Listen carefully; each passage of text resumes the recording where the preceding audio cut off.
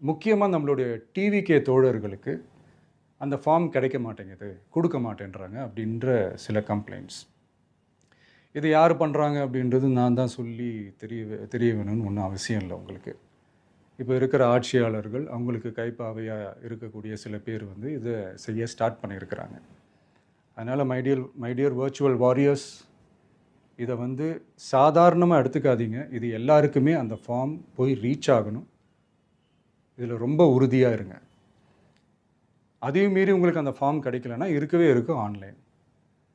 தேர்தல் ஆணையம் அந்த வெப்சைட்டில் போய் அந்த ஃபார்மை டவுன்லோட் பண்ணி நீங்கள் ஃபில்அப் பண்ணி சப்மிட் பண்ணலாம். உங்கள் வீட்டில் இருக்கிறவங்களுக்கு நீங்கள் செஞ்சு கொடுங்க, பக்கத்து வீட்டில் இருக்கிறவங்களுக்கு செஞ்சு கொடுங்க, தெரிஞ்சவங்களுக்கு, தெரியாதவங்களுக்கு, பழகினவங்களுக்கு, பழகாதவங்களுக்கு எல்லாருக்குமே நீங்கள் தயவு செஞ்சு கொடுங்க.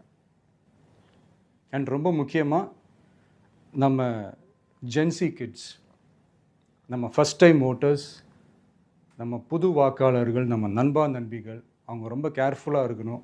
நான் ஆல்ரெடி சொன்ன மாதிரி உங்களுக்கான ஃபார்ம், அந்த ஃபார்ம் நம்பர் 6, அதை கரெக்டான டீட்டெயில்ஸோட, கரெக்டான உங்கள் டாக்குமெண்ட்ஸை வச்சு அதை சப்மிட் பண்ணுங்கள். ஏன்னா வரப்போகிற தேர்தலில் நீங்கள் தான், அந்த ஜென்சி வாக்காளர்கள் தான் மிக முக்கியமான ஒரு ஃபோர்ஸ் அப்படின்றது எல்லாருக்குமே தெரிஞ்ச ஒரு விஷயம்.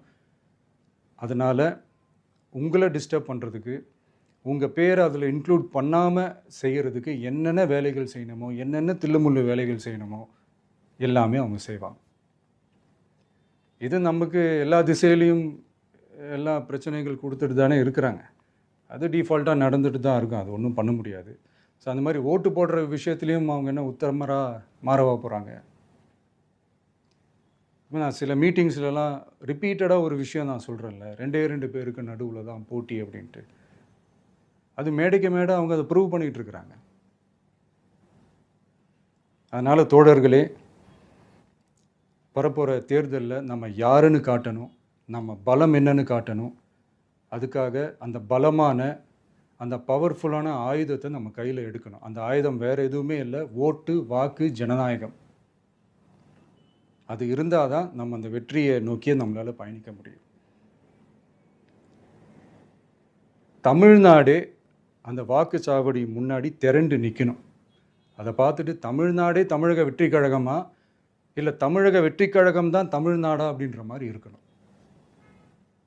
வீடுன்னு ஒன்று இருந்தால் தான் ஓடு மாற்ற முடியும்னு அறிஞர் அண்ணா அவர்கள் சொல்லியிருக்கிறாங்க. அந்த மாதிரி ஓட்டுன்னு ஒன்று இருந்தால் தான் இந்த நாட்டையே காப்பாற்ற முடியும். அப்புறம் இன்னொரு முக்கியமான விஷயம், அந்த எனிமரேஷன் ஃபார்ம் நீங்கள் ஆன்லைனில் நீங்கள்